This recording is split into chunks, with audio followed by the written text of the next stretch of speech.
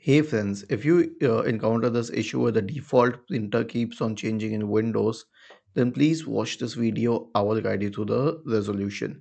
In 99.999% cases, the thing is that there is a setting which is checked, which is let Windows manage my default printer. So simply search for it in the Windows search bar and go to the settings page and uncheck it. Now here's the whole story behind this.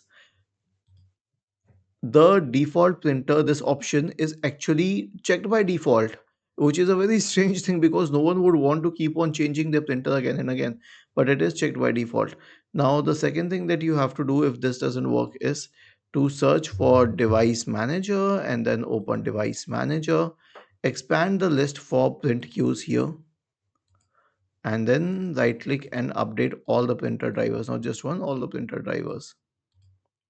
And if this doesn't work either, then obviously the last solution is to run the printer troubleshooter. So right click on the start button, select settings from the menu.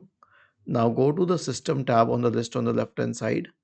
In the right pane, scroll down and select troubleshoot. Click on other troubleshooters and then click on run corresponding to the printer troubleshooter. Was this helpful? If yes, then please subscribe to the channel. If not, then let us know in the comment section of the video on how we could help you further. Thank you for watching this video and have a nice day.